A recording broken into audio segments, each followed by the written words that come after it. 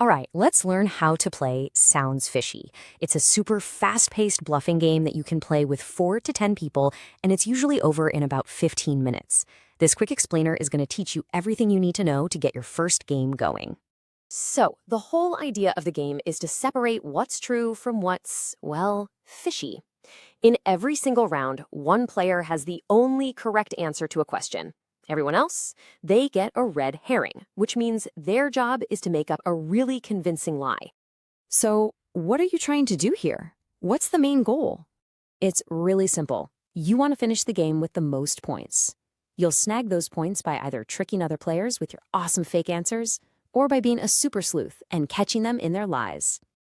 Okay, first things first, let's get this game on the table. Don't worry, it's really quick and easy. First, just pop this stack of question cards right into the dispenser. Next, find the one true blue kipper and grab one red herring for every other player.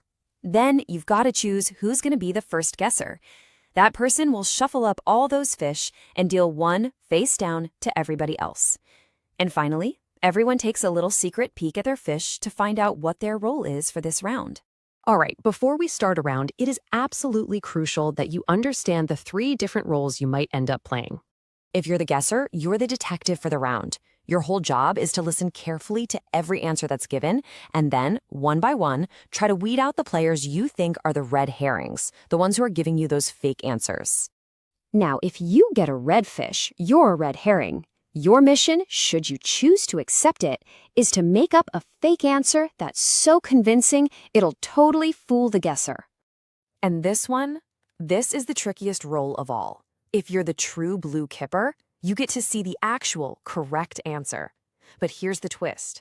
Your job is to read that answer out loud, but you've got to say it in a way that makes the guesser think it's a completely ridiculous lie. Now that we all know our roles, let's walk through how a turn actually plays out. So the guesser kicks things off by reading a question out loud. They show the answer to everyone else, but they can't look at it themselves. Then everyone gives an answer, some true, some false. After that, the guesser's job is to go fishing. They'll pick an answer they think is a lie and flip that player's fish over to see if they're right. Whenever the guesser successfully flips a red herring, they score a point, but then they've got a big decision. Do they stop and bank their points for the round, or do they push their luck and try to catch another liar? But here's the catch. If the guesser ever flips over the true blue kipper, their turn ends on the spot, immediately, and they lose every single point they earned in that round. Okay, so once the guesser's turn is over, how does everyone get their points? Let's take a look. Let's break down the scoring. The guesser gets 1 point for every red herring they catch, unless they bust by flipping the true blue kipper, which gets them 0. If you're a caught red herring, you get 0 points. But any red herring that doesn't get caught scores 1 point for every single fish that was flipped. And finally, if the true blue kipper gets flipped, they score 1 point for every fish that was left on the table. Let's use an example to see how this all shakes out. Say the guesser flips the true blue kipper right away. The guesser gets 0 points. Any red herrings that got flipped also get 0. The true blue kipper, though, scores 1 point for the one fish left on the table.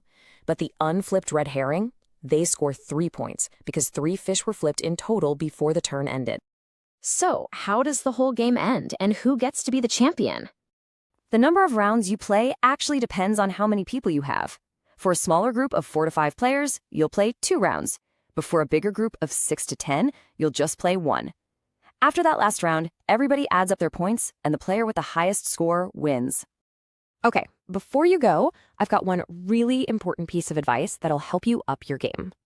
Seriously, this is the key to playing the true blue kipper. You have the correct answer, and a lot of times the real answer already sounds kind of ridiculous. Your job is to make it sound even more unbelievable. Hesitate a little, act like you're just making it up.